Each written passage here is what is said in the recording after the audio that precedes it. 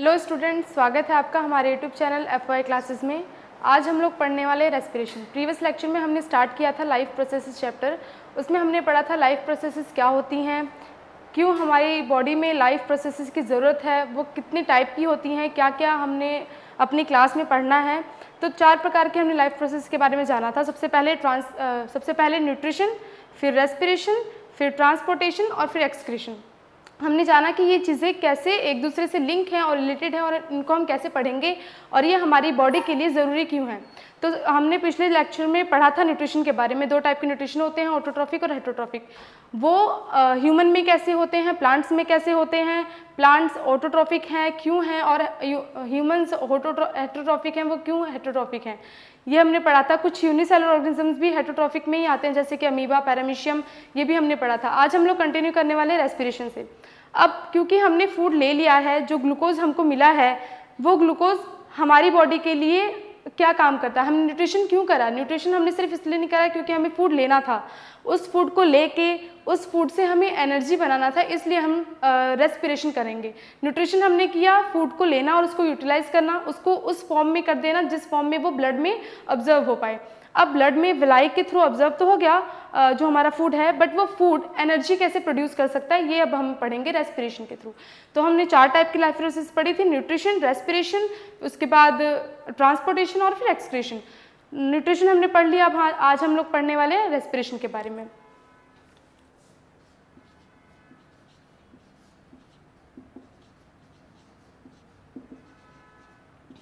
Respiration 2 type की होती है। हम लोग सोचते हैं कि रेस्पिरेशन सिर्फ होती है इनहेल और एक्सहेल करना, बट इसके आगे भी रेस्पिरेशन का कुछ इंपॉर्टेंट पार्ट होता है।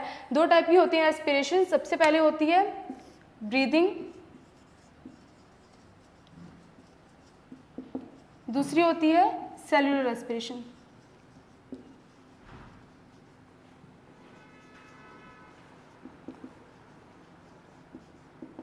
ब्रीदिंग में आता है इनहेल और एक्सहेल,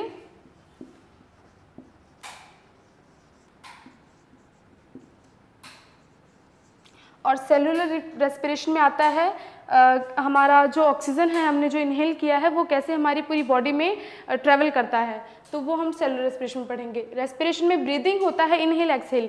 ये होता है आउटर एटमॉस्फेयर से ऑक्सीजन को लेना और ऑक्सीजन को लेके हमारी पूरी बॉडी में पहुंचाना। तो हमने आउटर एटमॉस्फेयर से ऑक्सीजन लिया और हमारी बॉडी से कार्बन डाइऑक्साइड को एक्सहेल किया, ये आता है ब्रीदिंग में। और उस ऑक्सीजन को जो हमने लिया उससे एनर्जी बनाने की जो प्रोसेस होती है वो आता है हमारे सेलुलर रेस्पिरेशन में।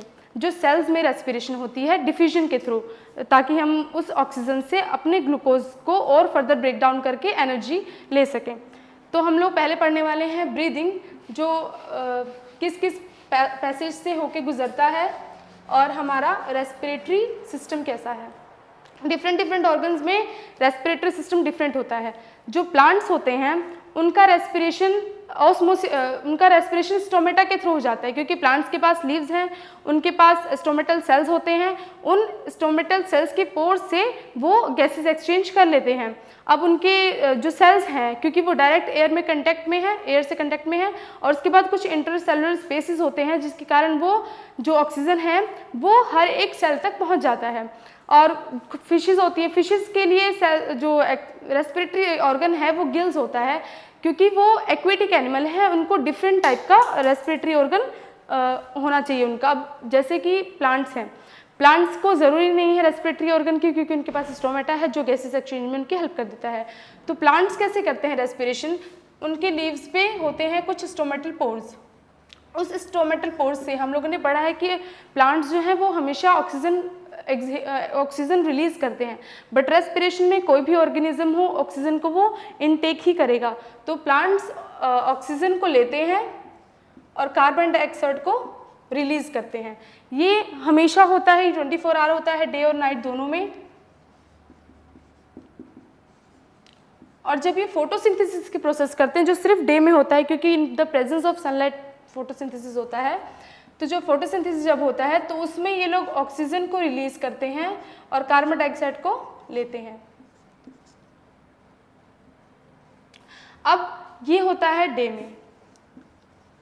तो जब डे में, अब रेस्पिरेशन में, ये रेस्पिरेशन है,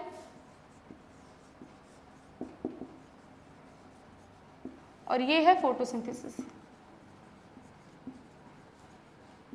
हमने पढ़ा था कि फोटोसिंथेसिस में प्लांट्स कार्बन डाइऑक्साइड लेते हैं, उससे फिर ग्लूकोज बनता है और वेस्ट प्रोडक्ट में इनका ऑक्सीजन रिलीज होता है। रेस्पिरेशन 24 आवर्स होती है, उसके लिए प्लांट्स को भी ऑक्सीजन की ज़रूरत होती है और कार्बन डाइऑक्साइड उनको रिलीज़ करना होता है। और फोटोसिंथेसिस सिर्फ डे में होती है, सनलाइट की प्रेजेंस में होती है, उनको उसमें कार्बन डाइऑक्साइड की ज़रूरत होती है और ऑक्सीजन को रिलीज़ करना होता है। तो प्लांट्स क्या करते हैं, जब वो रेस्पिरेशन करते हैं तो कुछ कार्बन डाइऑक्साइड उनका जो वो रिलीज़ करना होता है उसको स्टोर कर लेते हैं, ताकि वो जब फोटोसिंथेसिस करें तो उनको कार्बन डाइऑक्साइड मिल सके उसमें से। तो इसलिए रेस्पिरेशन में ऑक्सीजन लेते हैं और कार्बन डाइऑक्साइड देते हैं, उस कार्बन डाइऑक्साइड को प्लांट्स स्टोर कर लेते हैं ताकि जब वो फोटोसिंथेसिस करें उनको कार्बन डाइऑक्साइड मिल सके और ऑक्सीजन रिलीज हो जाता है। ऐसा होता है प्लांट्स में। उनके पास होती हैं स्टोमेटल सेल्स, जो स्टोमेटा होती है उसमें स्टोमेटल पोर्स होते हैं। इन स्टोमेटा के थ्रू वो आराम से ट्रांसफ़र ऑफ गैसेस कर लेते हैं। अब कुछ प्लांट्स होते हैं, कुछ ऑर्गेनिजम्स होते हैं जैसे कि एक्वेटिक एनिमल्स, उनमें क्या होता है, जैसे कि फिशेस होते हैं, उनके पास डिफरेंट स्पेशलाइज्ड ऑर्गन होता है रेस्पिरेशन के लिए, जैसे गिल्स होते हैं। वो क्योंकि एक्वेटिक ऑर्गेनिजम्स हैं, उनको एयर से ऑक्सीजन नहीं मिल पा रहा है, तो उनको ऑक्सीजन जो है वाटर से मिलेगा, तो उनको ऑक्सीजन डिसॉल्व फॉर्म में मिलता है, वाटर में डिसॉल्व रहता है उनका ऑक्सीजन, उससे वो ऑक्सीजन लेते हैं। तो एक्वेटिक एनिमल्स क्या करते हैं,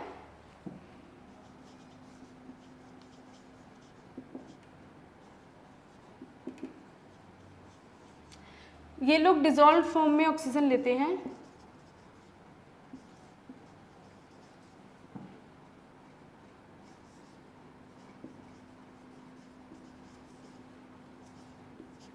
तो ऑक्सीजन का डिसॉल्व फॉर्म ये लेते हैं और उससे ये अपनी पूरी बॉडी में ऑक्सीजन को पहुंचाते हैं, ब्लड उसी फॉर्म, मतलब डिसॉल्व फॉर्म जो ऑक्सीजन रहती है, डिसॉल्व ऑक्सीजन जो रहती है वाटर में, उसको लेकर के अपने ब्लड में पहुंचाते हैं एक्वेटिक एनिमल्स। इनके पास इनका डिफरेंट ऑर्गेनिज्म के हिसाब से, जैसा उनका एटमॉस्फेयर है, जैसा उनका एनवायरनमेंट है, उसके हिसाब से उनके डिफरेंट रेस्पिरेटरी ऑर्गन्स होते हैं। जैसे एक्वेटिक एनिमल्स के हैं, प्लांट्स में तो क्योंकि डायरेक्ट कंटैक्ट में है एयर के, इसलिए इनके पास स्टोमेटल सेल्स होते, स्टोमेटा होते हैं, जिसमें स्टोमेटल पोर्स होते हैं, जिससे ये ट्रांसपिरेशन कर सकते हैं या जिससे ये एक्सचेंज ऑफ गैसेस कर सकते हैं। ऐसा होता है प्लांट्स और एक्वेटिक एनिमल्स में। अब जो एक्वेटिक एनिमल्स होते हैं, इनमें जो एक्सहेल और इनहेल करने की जितना टाइम्स ये इनहेल और एक्सहेल करते हैं वो ज़्यादा होता है as compare to human beings, क्योंकि ह्यूमन बींग्स एयर से ऑक्सीजन ले रहे हैं, एयर में ज़्यादा अमाउंट ऑफ ऑक्सीजन होता है, बट जो वाटर में ऑक्सीजन होता है वो डिसॉल्व फॉर्म में बहुत कम मिल पाता है फिशेस को या एक्वेटिक एनिमल्स को, इसलिए उनको ज़्यादा टाइम्स इनहेल करना पड़ता है ऑक्सीजन लेने के लिए। उनको अपनी अमाउंट फुलफिल करने के लिए उनको ज़्यादा टाइम इनहेल या एक्सहेल करना पड़ता है। और ह्यूमन बींग एक small as compare to fishes, उनको बहुत कम ब्रीदिंग करनी पड़ती है अपनी ऑक्सीजन की अमाउंट को फुलफिल करने के लिए। जैसे कि ह्यूमन बींग्स में इनहेल करने के लिए ऑक्सीजन जो है वो एटमॉस्फेयर से मिल रहा है। अब जो एटमॉस्फेयर से ऑक्सीजन मिल रहा है, क्योंकि एटमॉस्फेयर में ऑक्सीजन अच्छी मात्रा में मिल जाता है, और हमारे पास जो हमारा रेस्पिरेटरी सिस्टम है वो काफ़ी इवॉल्व्ड है फिशेस से, और फिशेस को वाटर में ऑक्सीजन उतनी ज़्यादा मात्रा में नहीं मिल पाता है, इसलिए ज़्यादा टाइम उनको इनहेल करना पड़ता है as compare to human being. अब ह्यूमन बींग में रेस्पिरेशन होती कैसे, हम कैसे बाहर से ऑक्सीजन को अपने अंदर ले सकते हैं। तो हमारा रेस्पिरेटरी सिस्टम होता है जो कि हमारे नेज़ल पैसेज से स्टार्ट होता है,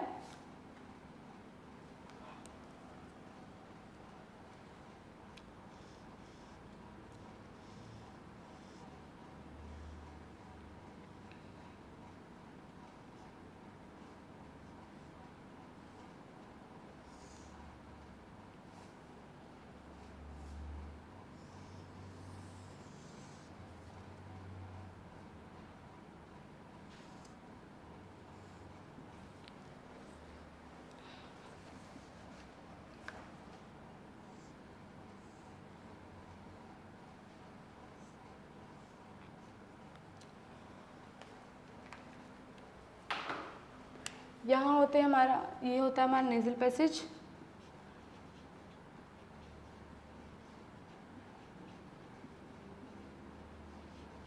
यहाँ होता है बकल कैविटी, और फिर होती है हमारी फेरिंग्स,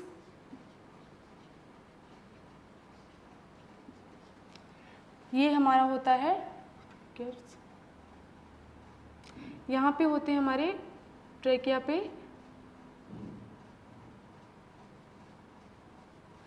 कार्टिलेज की रिंग्स होती हैं।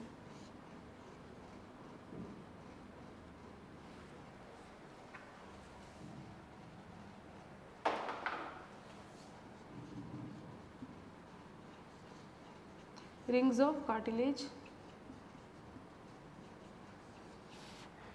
और ये है हमारा ट्रैकिया।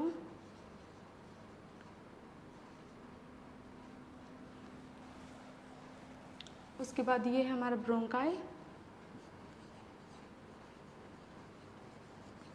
अब ये ब्रोंकाई फर्दर डिवाइड होता है ब्रोंक्यूल्स में।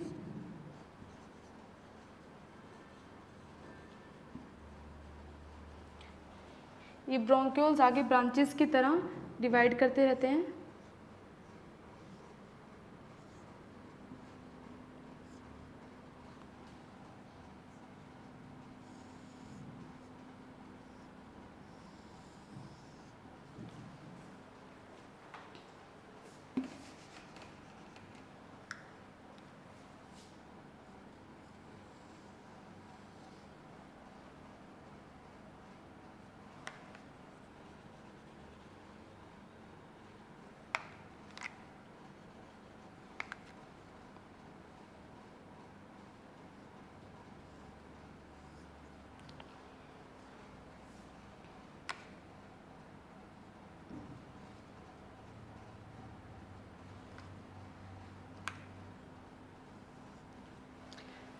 ये आगे ब्रोंक्यूल्स डिवाइड करते हैं और ये बलून लाइक स्ट्रक्चर होता है हमारा एल्वेलाई।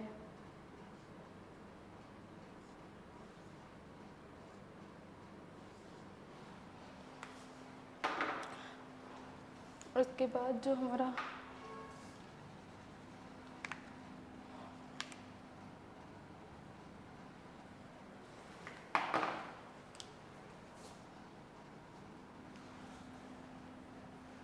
यहाँ पे नीचे होता है हमारा डायफ्राम,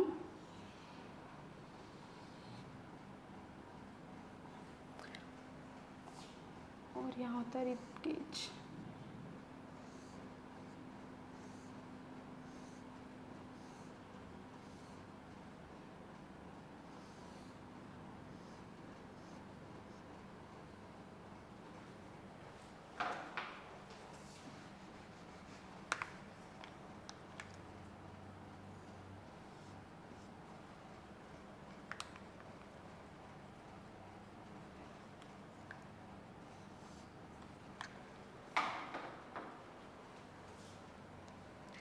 तो ऐसा कुछ होता है हमारा, जो हमारे नेज़ल पैसेज होते हैं। उसके बाद आता है फेरिंग्स, उसके बाद ट्रैकिया होता है जो कार्टिलेज की रिंग से कवर होता है। उसके बाद जो हमारा ट्रैकिया है वो दो पार्ट में बढ़ जाता है, एक इधर साइड में एक इधर साइड में, जो दोनों साइड में होते हैं। उसके बाद आगे आता है ब्रोंकाई, जो डिवाइडेड फर्स्ट ब्रांच होती है वो होती है ब्रोंकाई।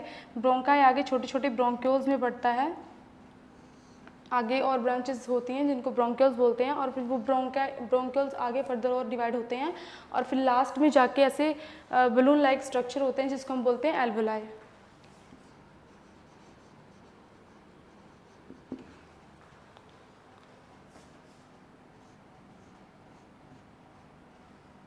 यहाँ होते हैं रिब्स हमारे, ये है डायफ्राम।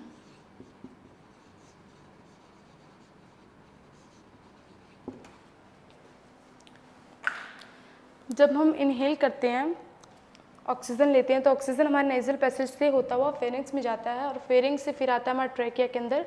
ट्रैकिया में ये रिंग्स ऑफ कार्टिलेज होती हैं। ये क्या हेल्प करती हैं कि जो क्योंकि जो ट्रैकिया है वो बार बार इनहेल और एक्सहेल का काम कर रहा है, तो उसके कारण हमारा ट्रैकिया कोलैप्स ना कर जाए, इसलिए रिंग्स ऑफ कार्टिलेज होती हैं जो उसको पकड़ के रखती हैं ताकि वो आपस में कोलैप्स ना कर जाए। उसके बाद ये जो एयर है ये जाता है ब्रोंकाई के अंदर, ब्रोंकाई से ब्रोंक्यूल्स, और ब्रोंक्यूल्स से हमारे एल्वेलाई के अंदर जाता है। एल्वेलाई में ही काम होता है डिफ्यूजन का, जो फर्स्ट डिफ्यूजन का काम होता है वो एल्वेलाई में होता है। एल्वेलाई ऐसा बैग लाइक स्ट्रक्चर होता है, और इसके आसपास होती हैं ब्लड वेसल्स।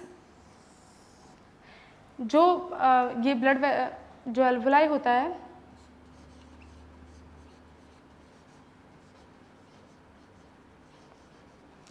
अल्वलाई के पास में होती है हमारी ब्लड वेसल्स। ब्लड वेसल्स के अंदर ही हमारा कार्बन डाइऑक्साइड घूम रहा होता है, क्योंकि हमारी बॉडी में जितना भी कार्बन डाइऑक्साइड रिलीज़ हुआ है न्यूट्रिशन के प्रोसेस से या डाइजेशन के प्रोसेस से, जो भी कार्बन डाइऑक्साइड रिलीज़ हुआ है वो सारा ब्लड में ही घूम रहा है। अब वो कार्बन डाइऑक्साइड ब्लड से जाता है अल्वलाई के अंदर, और जो ऑक्सीजन हमने इनहेल किया है वो अल्वलाई में ही गया है। अब अल्वलाई से जाता है वो ब्लड वेसल्स के अंदर। तो जो कार्बन डाइऑक्साइड है वो जाता है अल्वलाई के अंदर, और जो ऑक्सीजन है वो जाता है ब्लड वेसल के अंदर, फिर ब्लड से वो पूरी बॉडी में जाता है। तो ये प्रोसेस होता है। जो हमारा ऑक्सीजन है नेजल पैसेज से जाता है फेरेंक्स में, फेरेंक्स से ट्रैकिया में जाता है। ट्रैकिया के पास होती है रिंग्स ऑफ कार्टिलेज जो कि प्रोटेक्ट करती हैं उसको कोलैप्स करने से। उसके बाद वो जाता है ट्रैकिया से ब्रोंकाई के अंदर, ब्रोंकाई से ब्रोंक्यूल्स के अंदर, ब्रोंक्यूल्स के बाद छोटे छोटे बैग लाइक स्ट्रक्चर होते हैं जो कि होते हैं एल्वलाई। अब जो एल्वलाई है, क्योंकि मेन फंक्शनल और स्ट्रक्चरल यूनिट जो है रेस्पिरेटरी सिस्टम की वो होती है alveoli.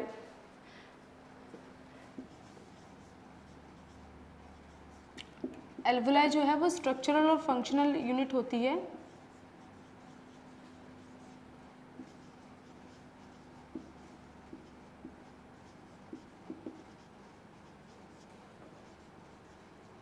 Unit of respiratory system.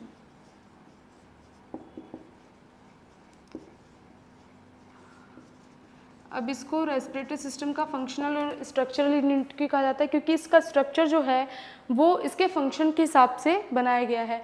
इसका स्ट्रक्चर बहुत ही थिन होता है। एक तो बैग लाइक स्ट्रक्चर क्यों दिया है? क्योंकि ये बहुत ज़्यादा अमाउंट ऑफ ऑक्सीजन अपने अंदर रख सके, इसलिए इसको बैग लाइक स्ट्रक्चर दिया है। और इसकी जो वॉल्स होती हैं वो बहुत ही थिन होती हैं, सिंगल लेयर्ड होती हैं, जिसके कारण ये डिफ्यूजन आराम से कर पाता है। अगर इसकी जो वॉल्स हैं वो काफ़ी मोटी होंगी तो वो आराम से डिफ्यूजन नहीं कर पाएगा। डिफ्यूजन के लिए जितनी पतली लेयर होगी उतना अच्छा डिफ्यूजन हो पाएगा।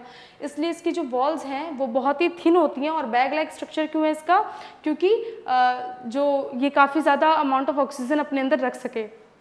अगर ये जो इसका एरिया है, सरफेस एरिया है, इसको ऐसा शेप देने का मतलब ये कि ज़्यादा सरफेस एरिया अपना ये रख सके, और जितना ज़्यादा सरफेस एरिया होगा उतना ज़्यादा ऑक्सीजन अपने अंदर रखेगा ये। तो ऑक्सीजन इसने लिया अपने अंदर, अल्वलाई ने दिया, क्योंकि ये डिफ्यूजन कर सकता है, ये सिंगल लेयर्ड है, तो ये ऑक्सीजन अपने ब्लड में देगा, ब्लड वेसल के अंदर, और जो कार्बन डाइऑक्साइड है वो जाएगा लंग्स के अंदर, वो एक्सहेल हो जाएगा और ऑक्सीजन जो है इनहेल हो जाएगा। अब जो ब्लड है, क्योंकि अगर हमने डिफ्यूजन के थ्रू अल्वलाई से ब्लड वेसल में भेज तो दिया ऑक्सीजन, अब हर एक बॉडी के पार्ट में अगर ऑक्सीजन भेजना है तो हम डिफ्यूजन के हेल्प से भेजेंगे तो बहुत टाइम लगेगा। हो तो जाएगा डिफ्यूजन, बट बहुत ज़्यादा टाइम लगेगा डिफ्यूजन की हेल्प से अगर हम ऑक्सीजन को पूरी बॉडी में भेजेंगे। अगर हम एनसीईआरटी में लिखा हुआ है कि अगर हम ऑक्सीजन को डिफ्यूजन के थ्रू भेजेंगे पूरी बॉडी में तो हमारे लंग्स से टोस तक जाने के लिए 3 साल लगेंगे हमारी एक मॉलिक्यूल ऑफ ऑक्सीजन को जाने में। इसलिए इसको ईजी और फास्ट करने के लिए एक पिगमेंट होता है, वो है हीमोग्लोबिन। हीमोग्लोबिन पिगमेंट क्या करता है?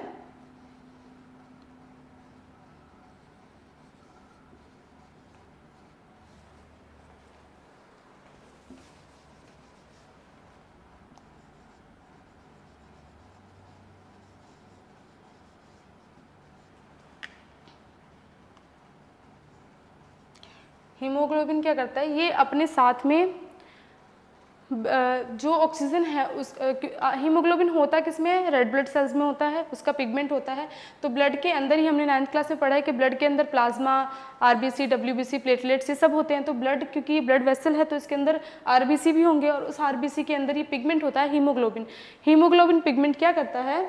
वो ऑक्सीजन को अपने साथ में बाइंड कर लेगा और उसको अपने साथ में लेके पूरी बॉडी में लेके जाएगा। अब क्योंकि बहुत अच्छे से स्ट्रांगली बाइंड कर सकता है अपने साथ ऑक्सीजन को, तो ये पूरी बॉडी में लेके जाता है और वो आराम से हमारे हर एक ऑर्गन तक पहुंच जाता है हीमोग्लोबिन की हेल्प से।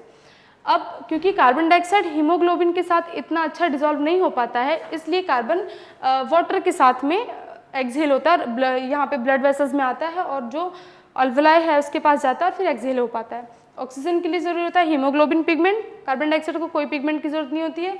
कार्बन डाइऑक्साइड वाटर के साथ में बॉन्ड बना के जाता है।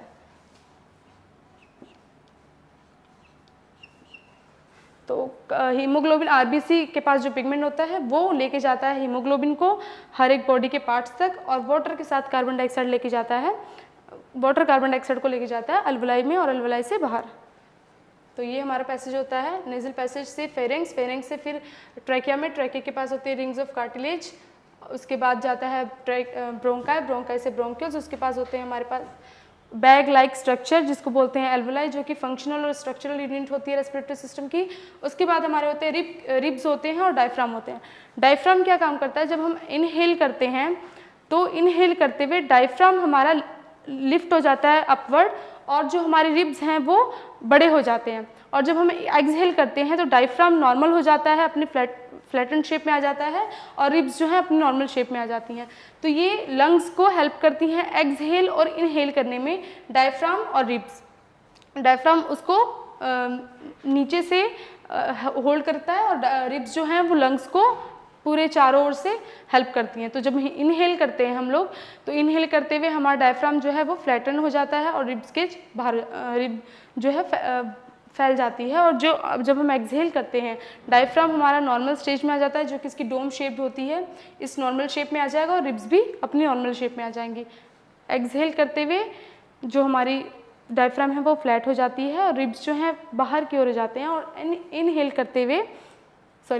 करते हुए जो हमारा डायफ्राम है वो फ्लैट हो जाती है और रिब्स जो हैं वो बड़े हो जाते हैं, और जब हम एक्सहेल करते हैं तो डायफ्राम नॉर्मल शेप में हो जाता है और रिब्स जो हैं वो अपनी नॉर्मल शेप में जाती हैं। तो ये दोनों हेल्प करती हैं इनहेल और एक्सहेल करने में।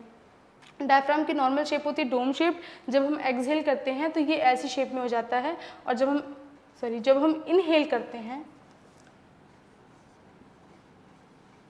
जब इनहेल करते हैं हम लोग तो ये डायफ्राम जो है ऐसी शेप में हो जाता है, जब हम एक्सहेल करते हैं तो ये नॉर्मल शेप अपनी डोम शेप ले लेता है। और सेम चीज़ रिब्स के साथ है, जब हम इनहेल करते हैं तो रिब्स बड़े हो जाते हैं और जब हम एक्सहेल करते हैं तो नॉर्मल शेप में हो जाते हैं हमारे। तो ऐसा हमारा रेस्पिरेटरी सिस्टम होता है। उसके बाद अब हमने ऑक्सीजन ले तो लिया, हमारे ब्लड वेसल्स में चला गया ऑक्सीजन।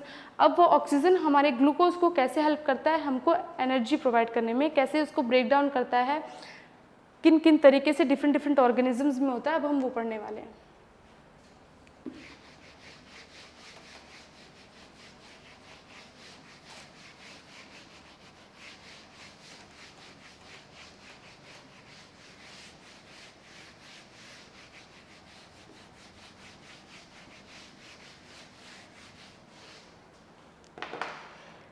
दो टाइप से ऑक्सीजन हेल्प करता है फूड को ब्रेक डाउन करने में एनर्जी के लिए।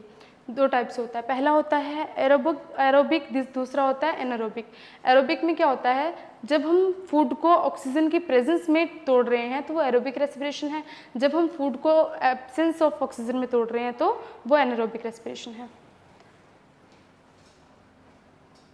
अब एरोबिक और एनारोबिक डिफरेंट ऑर्गेनिजम्स में होता है, जैसे कि ईस्ट में होता है। पहले जो हमारे पास ग्लूकोज होता है,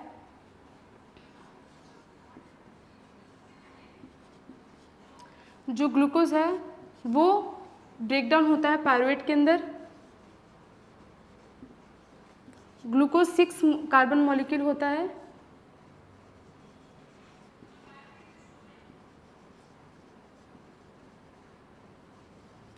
और जो पायरुवेट है वो 3 कार्बन मॉलिक्यूल होता है।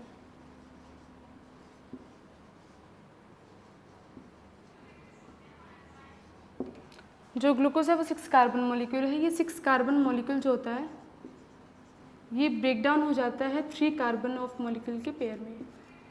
ठीक है, तो 6 कार्बन मॉलिक्यूल 3 कार्बन के मॉलिक्यूल्स में ब्रेक डाउन हो जाता है। ये चीज़ होती है साइटोप्लाज्म के अंदर।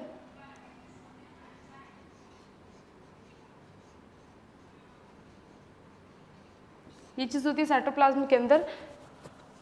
अब जो हमारा ग्लूकोज है वो पायरुवेट में चेंज हो गया साइटोप्लाज्म में। अब कैसे वो एनर्जी प्रोड्यूस कर सकता है, तो डिफरेंट ऑर्गेनिजम्स में होता है। सब दो टाइप के होते हैं रेस्पिरेशन, सबसे पहले एरोबिक, दूसरा एनारोबिक। कुछ ऑर्गेनिजम्स हैं जिनको ऑक्सीजन की ज़रूरत नहीं होती है, ऑक्सीजन की प्रेजेंस में वो रेस्पिरेशन अपना नहीं करते हैं, तो वो लोग कहलाते हैं एनारोबिक। बट कुछ ऑर्गेनिजम्स हैं जिनको ऑक्सीजन की नीड होती है अपनी रेस्पिरेशन के लिए, वो होते हैं एरोबिक। तो हम लोग पहले पढ़ने वाले हैं एनारोबिक। एनारोबिक में आता है हमारा ईस्ट, और भी काफ़ी ऑर्गेनिजम्स होते हैं। तो सबसे पहले है हमारा ईस्ट। ईस्ट में क्या होता है, जो पायरुवेट है, अब क्यों इसमें माइटोकॉन्ड्रिया की हेल्प नहीं होती, जो माइटोकॉन्ड्रिया की हेल्प से होगा तो वो एरोबिक रेस्पिरेशन होगा, तो उसमें ऑक्सीजन की ज़रूरत होगी। अब ये क्या करता है, जो 3 कार्बन मॉलिक्यूल पायरुवेट है उसको ब्रेक डाउन कर देता है इथेनॉल के अंदर,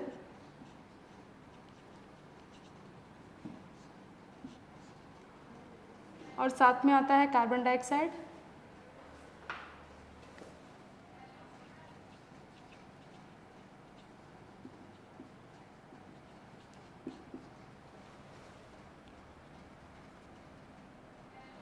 और एनर्जी। ये होता है ईस्ट के अंदर।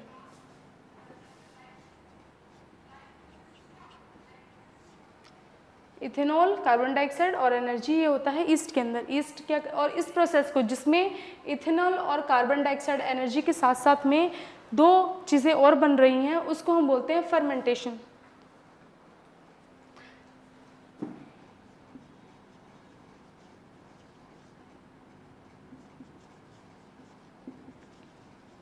ये होता है फर्मेंटेशन। जब इथेनॉल और कार्बन डाइऑक्साइड और साथ में एनर्जी बनती है तो वो होता है फर्मेंटेशन। फर्मेंटेशन होता है ईस्ट में, एब्सेंस ऑफ ऑक्सीजन में होता है, इसलिए ये एक एनारोबिक प्रोसेस है।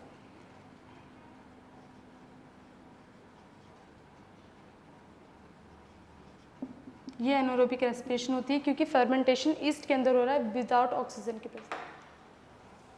इसके बाद है हमारा एरोबिक रेस्पिरेशन। एरोबिक रेस्पिरेशन होता है हायर एनिमल्स में ऑक्सीजन की प्रेजेंस में और होता है माइटोकॉन्ड्रिया में। तो उसमें क्या बनता है, कार्बन डाइऑक्साइड,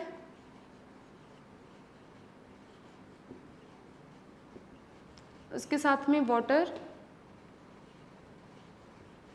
और फिर एनर्जी।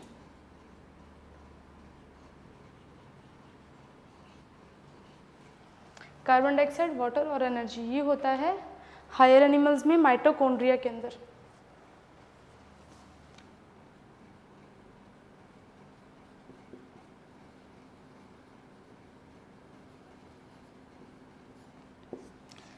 माइटोकॉन्ड्रिया में होता है और ये क्योंकि प्रेजेंस ऑफ ऑक्सीजन में हो रहा है तो ये एरोबिक रेस्पिरेशन है।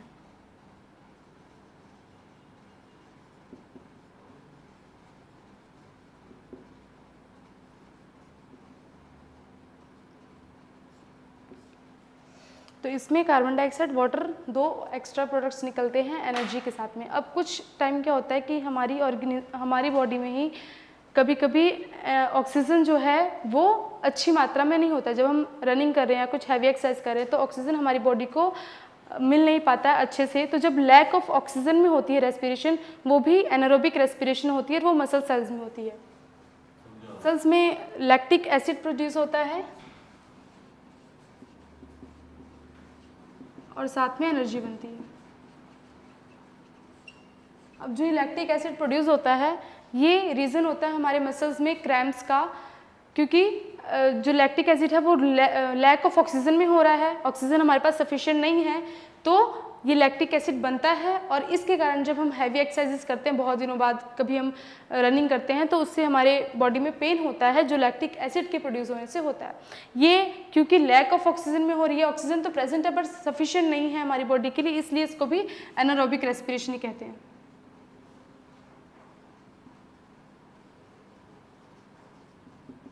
इसलिए ये भी एनारोबिक रेस्पिरेशन में ही आएगी।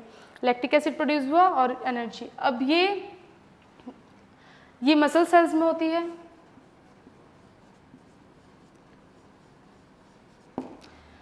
तो हमारा जो ग्लूकोज है, हमने ऑक्सीजन ले लिया, ऑक्सीजन हमारी बॉडी पे हमारे एल्वोलाई ने ले लिया, हमारे ब्लड सेल्स के अंदर आ गया। अब जो ब्लड के अंदर ऑक्सीजन आया है वो डिफरेंट पार्ट्स में पहुंचेगा। वो पहुंचेगा कैसे, वो हम लोग नेक्स्ट टॉपिक में पढ़ने वाले ट्रांसपोर्टेशन में।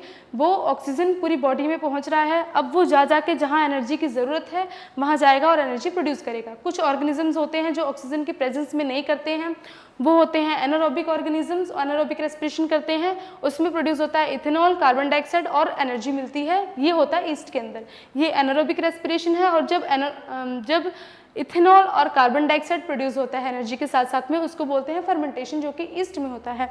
उसके बाद है हमारा एनारोबिक रेस्पिरेशन में ही आता है लैक्टिक एसिड और एनर्जी प्रोड्यूस होती है वो होता है मसल सेल्स के अंदर। जो मसल सेल्स जो हमारी होती हैं, जब हमें काफ़ी ज़्यादा मात्रा में ऑक्सीजन की ज़रूरत है बट हमारे पास सफिशिएंट ऑक्सीजन नहीं है, तो बॉडी के अंदर उन सेल्स के अंदर लैक ऑफ ऑक्सीजन होने के कारण ये एनारोबिक रेस्पिरेशन होती है और एनर्जी के साथ साथ में बनता है लैक्टिक एसिड। ये लैक्टिक एसिड फर्दर जब हमारी बॉडी, अभी तो हम एक्सरसाइज कर रहे हैं तो हमारी बॉडी में ऑक्सीजन कम है तो इससे एनर्जी लेगा, बट जब हम रेस्ट कर रहे हैं और धीरे धीरे हमें ऑक्सीजन अच्छा मिल रहा है तो वो मसल्स ऑक्सीजन लेके इस लैक्टिक एसिड को अगेन ग्लूकोज में कन्वर्ट कर देती हैं और फिर हम उससे बाद में एनर्जी लेते हैं। तो ये लैक्टिक एसिड कारण होता है जो हमारी बॉडी में क्रैम्प्स होती हैं, दर्द होते हैं हमारे एक्सरसाइजेस के बाद में, वो लैक्टिक एसिड के कारण होता है। फिर एरोबिक रेस्पिरेशन जो हायर एनिमल्स में होते हैं, एरोबिक रेस्पिरेशन में क्या होता है, कार्बन डाइऑक्साइड बनता है, वाटर बनता है और एनर्जी बनती है। एनर्जी जो है हमारी बॉडी में यूज़ कर लेती है, कार्बन डाइऑक्साइड और वाटर एज ए साथ में प्रोडक्ट निकलते हैं। ये माइटोकॉन्ड्रिया के अंदर होता है। माइटोकॉन्ड्रिया के अंदर होने वाली जो वो होती है रेस्पिरेशन होती है वो एरोबिक रेस्पिरेशन होती है और ऑक्सीजन की प्रेजेंस में ही होती है। अब जो एनर्जी मिली है वो एनर्जी मिलती है हमें एटीपी की फॉर्म में। हमने पढ़ा हुआ है माइटोकॉन्ड्रिया जो है एटीपी बनाता है, इसलिए उसको हम पावर हाउस ऑफ सेल कहते हैं। तो एटीपी की फॉर्म में ये हमें एनर्जी मिलती है, जिसकी फुल फॉर्म होती है एडेनोसिन ट्राइफॉस्फेट। ये फॉस्फेट के मॉलिक्यूल्स ऐड करते करते बनती है। सबसे पहले होता है एएमपी, जब हमारे पास मोनोफॉस्फेट होता है, एक फॉस्फेट होता है। उसके बाद होता है एडीपी, जब हमारे पास डाइफॉस्फेट होता है। तो ये होता है ट्राइफॉस्फेट, जब हमारे पास 3 फॉस्फेट होते हैं। उसके बाद होता है एडीपी, जब हमारे पास एडेनोसिन डाइफॉस्फेट होते हैं। और उसके बाद होता है एएमपी, जब हमारे पास होता है 1 फॉस्फेट का मॉलिक्यूल एडेनोसिन मोनोफॉस्फेट। तो ये है, जब इसमें फॉस्फेट ऐड होगा तो एडेनोसिन डाइफॉस्फेट हो जाएगा, जब इसमें एक और होगा तो एडेनोसिन ट्राइफॉस्फेट हो जाएगा। सबसे ज़्यादा एनर्जी का यही होता है एटीपी। इस फॉर्म में हमारी बॉडी एनर्जी लेती है और जहाँ ज़रूरत होती है वहाँ ये यूज़ कर लेती है। तो ये इस तरह से ऑक्सीजन हमें यूज़ होता है बॉडी में एनर्जी प्रोड्यूस करने के लिए। हमने फूड लिया, फूड को टेक करा, डाइजेस्ट करा, उसको उस फॉर्म में बनाया कि हमारे ब्लड में मिक्स हो सके। हमने अब्जॉर्प्शन किया विलाई की हेल्प से उस फूड को, फिर रेस्पिरेशन की प्रोसेस से ऑक्सीजन लेके हमने एनर्जी कन्वर्ट करने में हेल्प किया। एनर्जी मिलने के बाद अब हम पढ़ेंगे कि जो हमने ऑक्सीजन लिया है वो ऑक्सीजन पूरी बॉडी में गया कैसे। हमने एल्वोलाई में ले तो लिया, एल्वोलाई जो है उसने ब्लड में आरबीसी के थ्रू वो लेके तो जा रहा है, बट आरबीसी के थ्रू लेके कैसे जा रहा है, आरबीसी को कौन हेल्प कर रहा है, या हीमोग्लोबिन को कौन हेल्प कर रहा है पूरी बॉडी के अंदर लेके जाने के लिए। तो हम वो पढ़ेंगे पंपिंग ऑर्गन क्या है, ट्रांसपोर्टेशन के लिए हेल्प करता है। तो ये 3 टाइप के रेस्पिरेशन होते हैं, 2 टाइप के होते हैं, एरोबिक एनारोबिक। अब एरोबिक एनारोबिक रेस्पिरेशन, अब क्योंकि ऑक्सीजन की एब्सेंस में अगर रेस्पिरेशन हो सकती है तो हमें ऑक्सीजन की ज़रूरत क्यों है, हम ऑक्सीजन की प्रेजेंस में ही रेस्पिरेशन क्यों करते हैं। हम भी तो एब्सेंस में कर सकते हैं, जैसे ईस्ट करता है या जैसे लैक ऑफ ऑक्सीजन में हमारे मसल सेल्स करती हैं। क्योंकि एरोबिक रेस्पिरेशन में जो एनर्जी है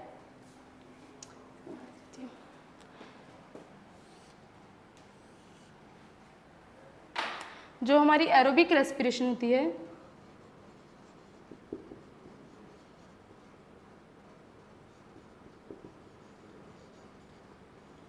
इसमें हाई एनर्जी बनती है और एनारोबिक में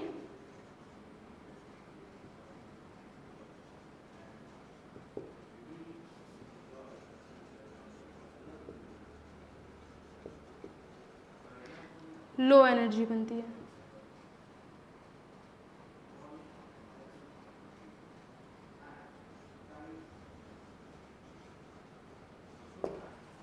तो एरोबिक रेस्पिरेशन में हाई एनर्जी बनती है, एनारोबिक रेस्पिरेशन में लो एनर्जी बनती है। इसलिए क्योंकि हम हायर ऑर्गेनिजम्स हैं, हमारी बॉडी को ज़्यादा एनर्जी की ज़रूरत है, डिफरेंट फंक्शंस हैं हमारी बॉडी में, इसके लिए हमें हाई एनर्जी की ज़रूरत होती है। इसलिए हम लोग करते हैं एरोबिक रेस्पिरेशन, जिससे हमें अच्छी मात्रा में ऑक्सीजन मिल पाए। ईस्ट है, ईस्ट हायर ऑर्गेनिज्म नहीं है, इसका काम चल जाता है थोड़े से एनर्जी में, तो इसलिए ये इस प्रोसेस से रेस्पिरेशन करता है, इसको एरोबिक रेस्पिरेशन करने की ज़रूरत नहीं है। तो डिफरेंट ऑर्गेनिजम्स की डिफरेंट नीड होती है ऑक्सीजन लेने की। जिस ऑर्गेनिज्म को ज़्यादा ऑक्सीजन चाहिए, ऑक्सीजन ही ज़रूरी है रेस्पिरेशन के लिए, वो एरोबिक हो गए, और जिनको ज़रूरत नहीं है या लेस अमाउंट ऑफ ऑक्सीजन में भी हो जाता है वो एनारोबिक हो गए। तो ये 3 प्रकार के ऑक्सीजन तरीके थे। हमने रास्ता पढ़ लिया कि कैसे हमारा जो ऑक्सीजन है वो बॉडी में जाता है, कैसे उसको लेके जाते हैं। अब वो पूरी बॉडी में कैसे जाता है वो हम लोग नेक्स्ट वीडियो में पढ़ने वाले हैं। और ये 3 तरीके का जो रेस्पिरेशन है, डिफरेंट ऑर्गेनिज्म 6 कार्बन मॉलिक्यूल से 3 कार्बन मॉलिक्यूल पायरुवेट बनता है। ये साइटोप्लाज्म के अंदर होता है। फिर उसके आगे डिफरेंट तरीके से रेस्पिरेशन होती हैं, वो डिफरेंट ऑर्गेनिज्म में होती हैं। आज के लिए इतना ही। इसके बाद हम लोग पढ़ेंगे ट्रांसपोर्टेशन, और रेस्पिरेशन में इतना ही था। नेक्स्ट वीडियो में हम लोग पढ़ेंगे ट्रांसपोर्टेशन में हम पढ़ेंगे हार्ट कैसे हेल्प करता है, हार्ट की कैसे ब्लड वेसल्स हेल्प करती हैं, कौन सी ब्लड वेसल्स एल्वुलाई के पास में होती हैं जो डिफ्यूजन में हेल्प कर पाती हैं एल्वुलाई को, और कैसे वो पूरी बॉडी में लेके पहुंचती है, और कार्बन डाइऑक्साइड कैसे हमारे लंग्स के पास हमारे लंग्स के पास आता है और कैसे वो एक्सहेल हो पाता है। ये हम लोग ट्रांसपोर्टेशन में पढ़ेंगे। 2 प्रोसेसेस बची हैं, ट्रांसपोर्टेशन और एक्सक्रीशन, हम लोग नेक्स्ट वीडियो में कवर करेंगे। Thank you.